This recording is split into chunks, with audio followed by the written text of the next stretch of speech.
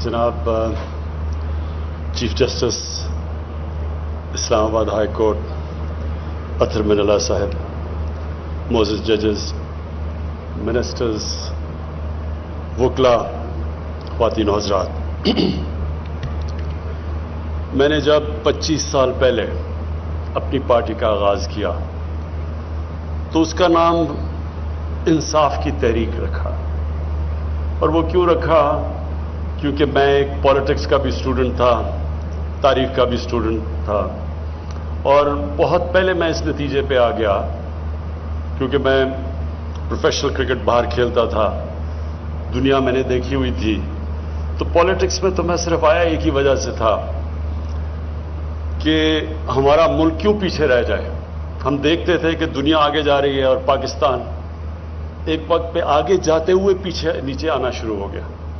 60s में पाकिस्तान ये सारे खित्ते में एशिया में चौथे नंबर पर मुल्क था जिसको दुनिया देखती थी, तरक्की कर रहा था, डेवलपमेंट का मॉडल था, क्वालिटी हमारी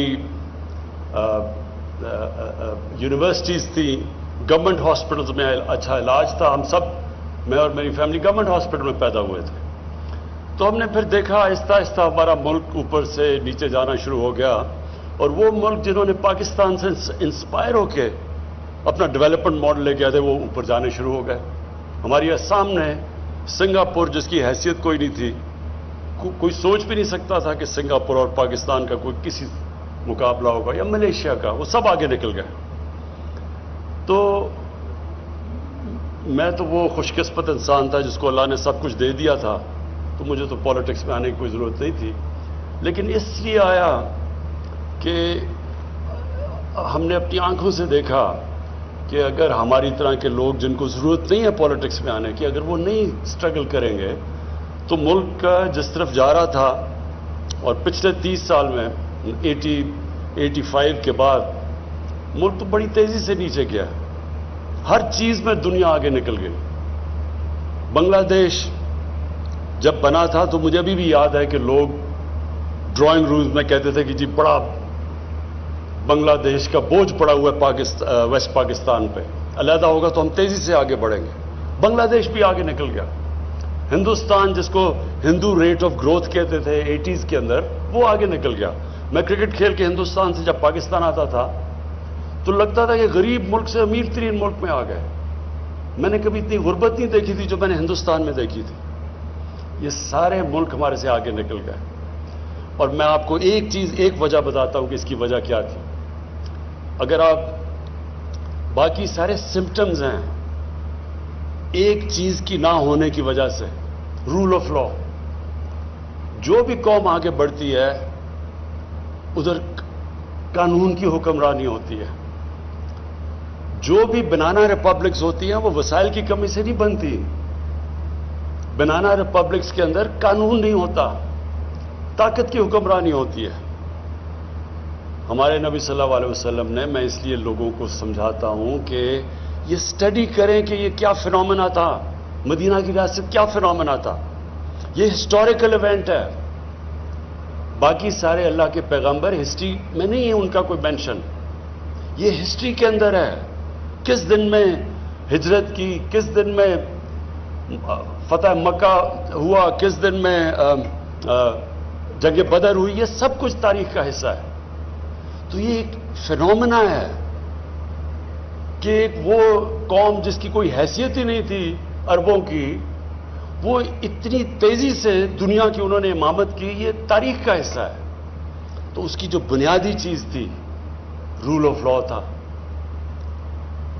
2 खलीफा वक्त, 4 में से 2 खलीफा वक्त अदालत के अंदर पेश हुए, कानून के नीचे थे। हमारे नबी सल्लल्लाहु अलैहि वसल्लम ने बहुत, ये 2 उनकी जो हदीस है ये हम स्कूलों में पढ़ाना चाहिए। उन्होंने कहा तुम्हारे से पहले बड़ी कौमें तबाह हुई, जिधर ताकतवर के लिए कानून और कमजोर के लिए दूसरा, यानी जिधर ताकत की हुक्मरानी है। और फिर उन्होंने कहा कि मेरी बेटी भी जुर्म करेगी तो उसको सजा मिलेगी, कोई कानून से ऊपर नहीं है। ये है पाकिस्तान का अलमिया। हमारे मुल्क में ये जो 2 पाकिस्तान शुरू हो गए, एक नहीं 2 पाकिस्तान। एक پاکستان کے لیے ایک علیحدہ سیٹ آف رولز، دوسروں کے لیے علیحدہ. اور یہ جو ریفلیکٹ کیا تھا ابھی سی ڈی اے کے چیئرمین عامر نے، یہ جو بھی آپ کو دکھائی کہ وہ جو یعنی جنہوں نے جدھر انصاف ملنا ہے اس کی حالت دکھائی انہوں نے، اور شو کرتا ہے کہ کیا اس ملک کی جو لیڈرشپ تھی اس کو کوئی فکر نہیں ہے کہ لوگوں کو انصاف ملے یا نہ ملے. کیونکہ دیکھیں ایک چیز، امریکہ اپنے آپ کو انٹرنیشنل کرمنل کورٹ کے نیچے نہیں ڈالنا چاہتا، وہ قانون سے اوپر رہنا چاہتا ہے. طاقتور ہمیشہ قانون سے اوپر رہنا چاہتا ہے، وہ قانون کے نیچے نہیں آنا چاہتا. لیکن جو مہذب معاشرہ ہے وہ ان کو قانون کے نیچے لے کے آتے ہیں. جو ہماری سٹرگل ہوئی ہے جب سے آئے ہیں، یہ کیا سٹرگل ہے؟ سارے اکٹھے ہو کے کہتے ہیں کہ جی ہمارے لیے علیحدہ قانون بنا دو، ہمیں این آر او دے دو. ایک ہی بلیک میل کر رہے ہیں کہ نہیں تو آپ کی گورنمنٹ نہیں چلنے دیں گے. اور یہی جنرل مشرف نے سب سے بڑی جو ظلم کیا اس ملک پہ، ایک تو آئین توڑا، لیکن جو سب سے بڑا ظلم کیا، این آر او دے دیے طاقتور کو. پیسہ تو جنرل مشرف کا نہیں تھا، پیسہ تو قوم کو چوری ہوا تھا. اس کے پاس تو رائٹ ہی نہیں تھا کہ ان کو کہے جی نہیں ہم نے آپ کو معاف کر دیا. اور میں چیف جسٹس صاحب آپ کے ساتھ 2007 میں اس تحریک میں شامل اس لیے تھا کہ یہ ہمارا نظریہ تھا. میں تو پہلے دن سے کہہ رہا تھا، 25 سال پہلے کہہ رہا تھا کہ ملک تو صرف تب آگے بڑھے گا جس ملک میں آزاد عدالتیں آئیں. اور جب اتنی وہ سٹرگل تھی، اور وہ ایپک سٹرگل تھی، کیونکہ مجھے بڑا فخر ہے کہ ہم اس سٹرگل میں ہم نے شرکت کی، اور جو وکلا نے قربانیاں دی اور جس طرح وہ سامنے آئے، وہ بڑی زبردست سٹرگل تھی. وہ ایک ڈیموکریٹک سٹرگل تھی، وہ in fact struggle rule of law کی تھی. کہ ایک ملٹری ڈکٹیٹر کو کہہ رہے تھے کہ آپ یہ نہیں کر سکتے کہ جج کو، چیف جسٹس کو اس طرح آپ اس کو ہٹا نہیں سکتے. لیکن مجھے بڑے افسوس سے کہنا پڑتا ہے کہ جو اس سٹرگل کی نتیجے میں جو رزلٹس آنے چاہیے تھے، وہ مجھے افسوس سے کہنا پڑتا ہے وہ نہیں آئے. اور وہ ایک اور کہانی ہے کہ وہ جدھر وہ اس نے جانا چاہیے تھا وہ نہیں گئی. لیکن جو رول آف لا، جو قانون کی، جو انصاف کی سٹرگل ہے، وہ ایک آن گوئنگ سٹرگل ہے. وہ مسلسل ایک معاشرہ اس کی سٹرگل کرتا ہے. اور یہی جو معاشرہ یہ اسٹیبلش کر لیتا ہے قانون کی بالادستی، وہی معاشرہ خوشحال ہوتا ہے. جب ریاست مدینہ اور ہم نے فیصلہ کیا کہ ہمارے بچے 8، 9 اور 10 کلاسز کے اندر پوری سیرت نبی پڑھیں گے، ہم ان کو اس لیے پڑھانا چاہتے ہیں کہ یہ تاریخ میں یہ جو فینومینا تھا اس کو اسٹڈی کیا جائے، بچوں کو بھی پتا ہو، تاریخ کا پتا ہو کہ یہ کوئی گریک میتھولوجی نہیں ہے، یہ تاریخ کا حصہ ہے کہ کیسے ایک قوم ٹرانسفارم ہوتی ہے. وہ کیا کیریکٹر تھا جو انسانوں کے کیریکٹر بدل دیے انہوں نے، اور پھر وہ کیا پرنسپلز کے اوپر وہ قوم کھڑی ہوئی تھی. اور اگر آپ وہ پرنسپل اسٹڈی کر لیں، جو بھی آج دنیا میں خوشحال معاشرہ ہے وہ ان پرنسپلز پہ کھڑا ہے. خوشحالی آ ہی نہیں سکتی جب تک آپ میں رول آف لا نہ ہو. پاکستان کا سب سے بڑا اثاثہ آج اوورسیز پاکستانی ہے. ہم ریئلائز نہیں کرتے. میں یہ بھی 25 سال سے کہہ رہا ہوں کہ یہ سب سے بڑے ایسٹ 90 لاکھ پاکستانی جو باہر بیٹھے ہوئے ہیں، ان کی جو جی ڈی پی ہے وہ تقریباً ہمارے 22 کروڑ پاکستانیوں کے تقریباً اتنی ہیں. ان کے جو ڈالرز ہیں ان کو پاکستان کی ضرورت ہے. یہ پوچھے وہ کیوں نہیں آتے پاکستان میں ڈالرز؟ وہ بیچارے ایک پلاٹ لیتے ہیں، جا کے پیسہ کماتے ہیں، ایک پلاٹ لیتے ہیں، 1-2 سال کے بعد واپس آتے ہیں، اس کے اوپر قبضہ ہو جاتا ہے. اور قبضہ کیوں یا قبضہ گروپ فلرش کر رہے ہیں؟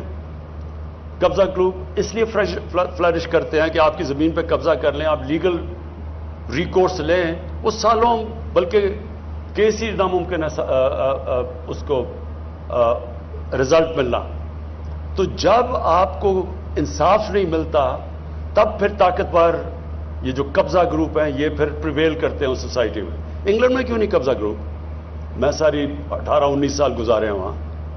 کیوں نہیں یورپ میں قبضہ گروپ؟ کیونکہ وہاں قانون ہے.